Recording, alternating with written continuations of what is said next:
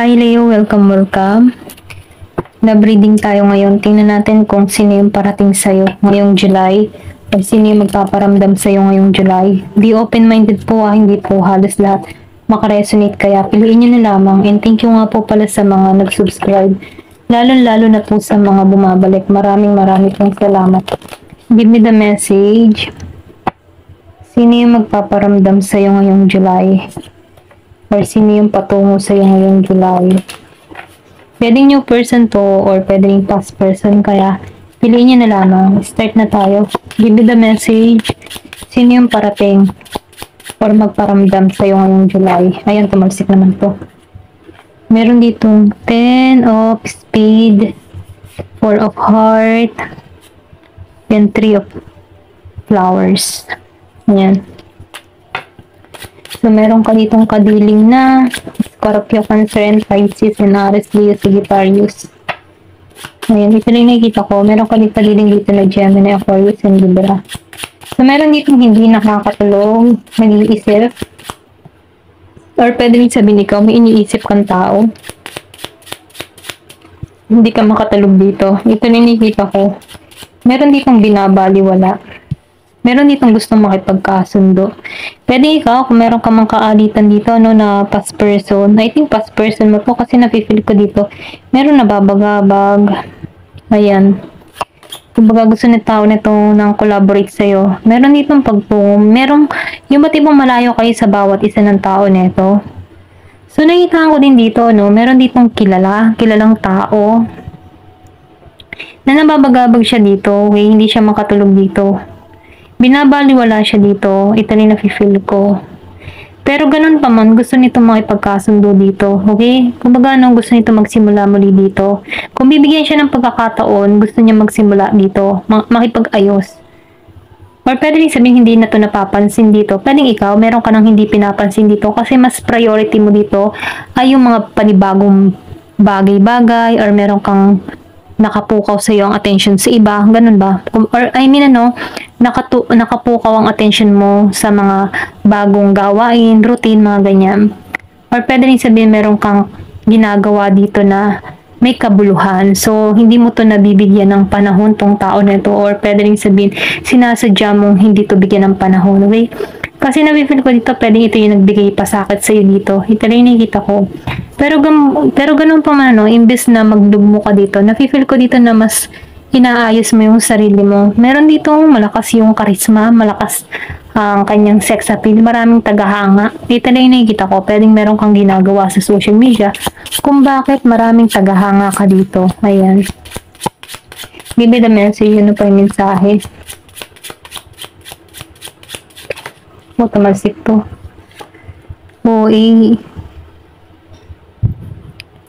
Meron ditong Ace of Heart, 8 of Heart, 5 of Flower. So, nakita ko dito, gusto nito ng new love, yung bang tipo na panibagong pagmamahalan. Okay? Meron ditong panibagong love na parating sa'yo. Or pwede rin sabihin ito yung gusto niyang mangyari. Offeran ka ng new love. Okay? Then, nakita ko rin dito, meron ditong inabando na.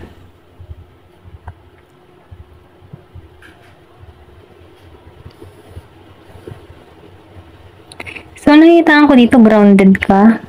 Meron ditong naging away, gulo, conflict. I think past person mo to. Okay? Gusto nito ng panibagong pagkakataon sa'yo, panibagong pag-ibig, kung bibigyan mo siya ng chance dito. Ito yung gusto niya mangyari dito. Meron ditong inabando na, binigyan ng silent treatment, hindi pinapansin, okay?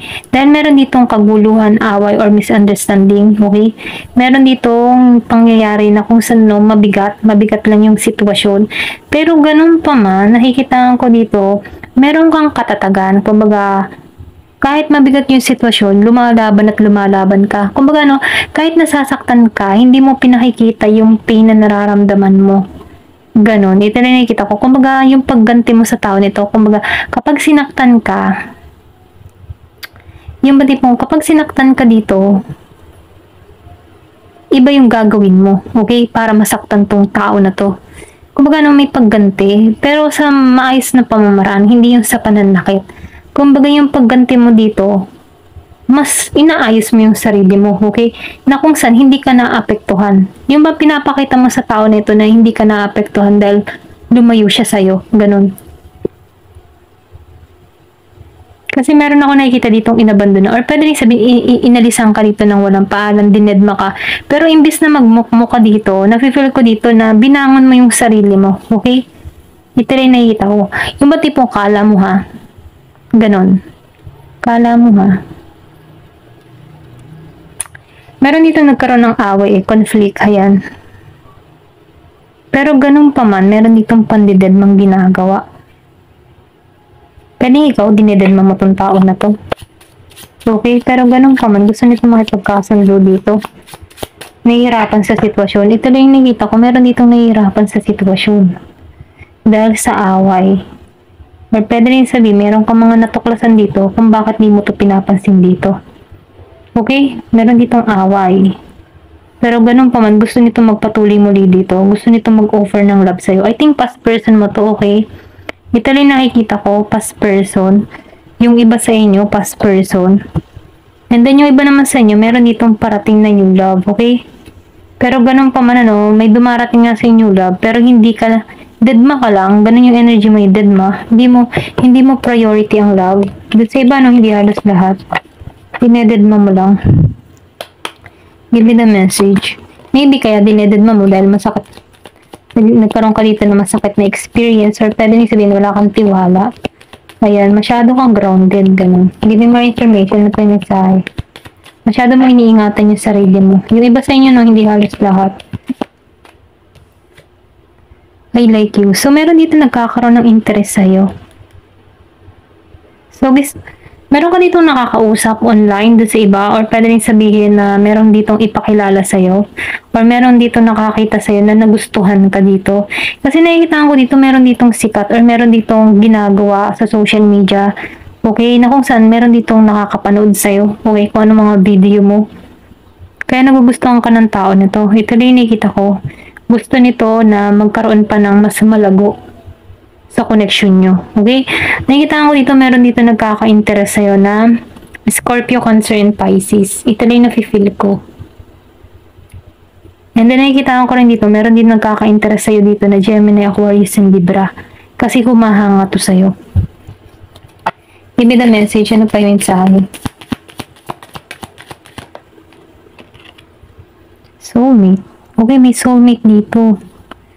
So, nakikita ko dito yung iba sa inyo, matatagpuan niyo yung soulmate niya. Soul connection. Soul contract. I think new person to. Okay? But pwede rin sabihin, nakatuon ka na ngayon sa bagong relasyon or meron ka ditong bagong karelasyon. Okay? So, meron ditong nasasaktan. Ayan. Meron ditong sunglass. O, meron pa rin dito nagmamatsyag sa'yo. May nag-i-stalk. Pwede meron kang past person na nag-i-stalk, nakapokus sa'yo. Okay? Pwede nakaabang sa'yo, okay? Give me more information. May pagka-toxic. Meron kang person na naging toxic. Kasi, so nakikita ko dito, no, meron ditong nag-iisip sa'yo. Kumbaga, no, hindi mawala sa isipan ng tao nito yung mga kaganapan na nangyari sa inyo in the past. Paulit-ulit yung mga memories. But pwede rin sabihin, iniisip ka ng tao nito para mag-connect muli sa'yo. Okay? Para baga maisip mo din to or maalala mo tong tao nito. Kung madalas mo maalala tong tao nito, yung bang tipo na busy ka naman sa gawain mo, tapos bigla mo tong maalala, iniisip ka nito. Okay? Namimiss ka nito. Ito lang yung nafe-feel ko. So, itong tao nito, paulit-ulit niya na binabasa lahat ng mga usapan nyo, okay? Maybe hindi pa nito binubura yung conversation nyo, yung usapan yung masasaya, mga ganun ba? Girl with the snake. So, meron namang ahas dito. So, nafe-feel ko dito, meron ka ditong nakadiling na narcissist, okay? Meron dito na, kumbaga, no, ginagamit nito yung kanyang kagwapuhan, kanyang charming, or kanyang kagandahan dito para maakit. Pwedeng meron ditong tumukso sa past person mo kung bakit kayo nagkaroon dito ng kaguluhan, away, meron ka natuklasan. Kaya meron ka ditong, napipil ko dito, meron ka ditong hindi pinapansin. Yung iba sa inyo, no, hindi halos lahat. Give me the message. Oh, meron ditong gusto ng engagement sa'yo, okay? Merong gusto ng partnership muli sa'yo, gusto ng union, meron ditong gustong makipagkita sa'yo, kaya nagmamatsyag to. Okay? Tingin ng tao na ito, soulmate ka, okay? Heartbroken, nasasaktan to. Yung kaninang confirmation, nasasaktan. So, lumabas, nasasaktan siya. Kumbaga, nafe-feel ko dito, sobra tong malungkot sa nangyaring hiwalayan, nagluluksa yung puso ng tao na to. Feeling niya wala siyang, yung feeling lost siya, hindi niya alam kung saan siya tutungo, or pwede rin sabihin tinatamad siya magtrabaho, or tinatamad siya lumabas, kumbaga walang gana. Pero ganun pa man, nafe-feel ko dito na meron ditong transformation. Give me the message, ano pa yung mensahe? Nasaktan to sa separation, or pwede rin sabihin ikaw to, nasaktan ka sa separation dahil merong umahas. Meron ditong Year of the Snake. Ayan, tumalsik to. Pero ganun pa man, nafe-feel ko dito, meron ditong bagong parating sa'yo, okay? Naghihiling ka, okay? Need time lang. I think, meron ditong nakaabang sa'yo, okay? Ito rin nafe-feel ko. Inintay nito mag-healing ka, pwedeng hindi ka muna, yung ba tipong hindi ka muna nagpapapasok sa buhay mo ng love, mga ganyan. Ayaw mo muna. Kaya meron ditong tao nakaabang, okay? Pwedeng bagong hiwalay ka dito. Ito lang yung nafe-feel ko. Kung bakit nasasaktan ka. Ayan.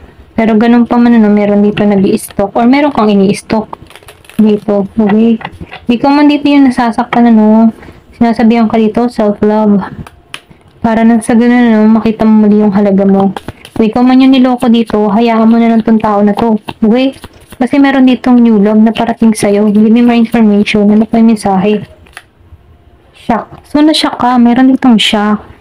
Pero ganun pa man, meron ditong biglaang pagbabagong parating sa'yo. Meron ditong balita. Meron kang balitang maririnig. Meron ditong transformation. Merong sorpresa, okay? Na ikagugulat mo. May parating. Give me the message. Ano pa yung mensahe? So, meron dito na separation. Talaga may naghiwalay dito, okay? Confirmation. Pero ganun pa man, yung separation na nangyari sa inyo. Meron ditong nakakamiss. Iniisip ka nito, okay? Nag-iisip siya. Hindi niya alam kung, yung bang tipo na ang tao na ito, ikaw yung future niya. Namimiss ka niya. Ganun. Give me more information. Pwedeng magulat ka, bigla tong sumulpot sa bahay niyo. Or magulat tong tao na ito sa pagbabagong nangyayari sa'yo. Kasi nakamasid to eh. Teddy bear. So, nakikita ko dito na meron nagkaka-interest sa'yo. Confirmation dito sa I like you. Meron dito nagkaka-interest sa'yo. Kumbaga, huggable to. Kumbaga, mahilig to mag-cuddle. Yan. Gusto kang i-date.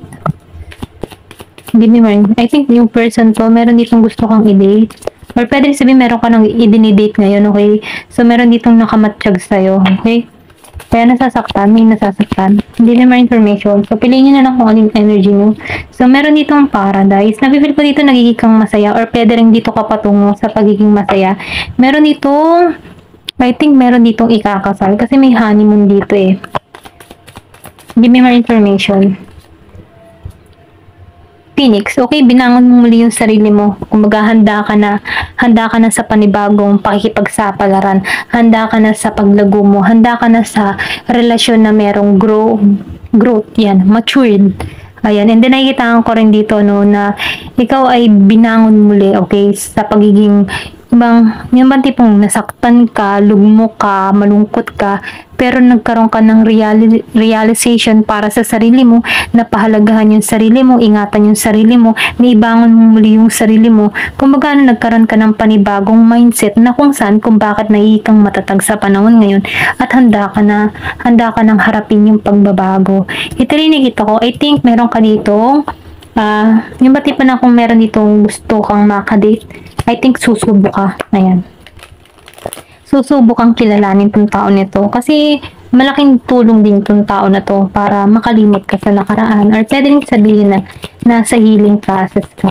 Give me more information. Ano pa yung mensahe sa'yo? Give me the message. Ano pa yung mensahe sa'yo? So, meron dito na heart-to-heart conversation. So, meron ditong gustong tumungo sa'yo. I think past person to. Gusto nitong kausapin ka. Kasi meron ditong shock. Pwedeng magulat ka dito. Okay? Meron ditong hingi na sorry or kakausapin ka ng maayos. Kumbaga, maramdaman yung saloobin mo. Okay? I think hindi pa rin titigil tong past mo. Okay? Give me more information. Pero ganun pa, nasa yung desisyon. So, nakita ko dito, no, meron ditong parating. Magtiwala ka, meron dito, kumbaga, no, kung ikaw man ay nawawalan na ng pag-asa about love, magtiwala ka, meron ditong ipagkakalob sa'yo. Okay? Ginagabayan ka ng guardian angel mo sa tamang tao. Give me more information. Or pwede rin ikaw may hinihiling ka dito. Okay? Hindi ka nawawalan ng pag-asa. Forgiving and learning. O, di ba? May hihingi ng tawad. Confirmation sa sinabi ko kanina. Gusto nitong i-release lahat ng mga nangyari sa inyo sa nakaraan, yung mga conflict, away. Kung may nahuli ka man dito, gusto nito na makipag-ayos sa'yo. Gusto nito na magtiwala ka muli sa kanya dito. Gusto nitong ayusin muli yung nasirang relasyon, okay? Meron ka ditong past person na hindi maka-moving on. I think nakaka-moving on ka na dito eh. Pero yung past person mo, the more na ikaw ay nakaka-moving on, itong tao mo na-stuck sa sitwasyon, okay? Kasi nakikitaan niya yung pagbabago. So, nakikitaan ko rin dito, no? Meron dito na gusto kang landiin, okay? Gusto nito suyuin ka, ligawan ka, okay? Yung kumbaga, no? Magkaroon ulit ng passion. Ikaw para rito. Ito na yung nakikita ko. Give me the message. Meron ditong you deserve love. O, diba? Deserve mong mahalin. You are lovable. Ito yung mensahe. Ito yung mensahe sa'yo, no? Deserve mong mahalin kasi kamahal-mahal ka. Okay? So, kung ikaw man dito ay naloko, no? Sinaktan dito, binangon mo yung sarili mo. Nafe-feel ko dito nagsisi tong tao mo. Marami siyang natutunan or pwede rin sabihin ikaw yung nagbigay ng aral dito sa tao nito. Kaya sinasabihan ka dito magtiwala ka. Kung gusto mo pa rin magbago tong tao mo, no, parating to, magkakaroon kayo ng heart-to-heart talk dito. Ayan, ito rin nakikita ko. The more na pinapahalagan mo yung sarili mo at nararamdaman yun ng person mo kasi naka-stalk to, the more na na-trigger tong tao mo. Ito lang yung nakikita ko. Ayan. Thank you for watching. And love and peace.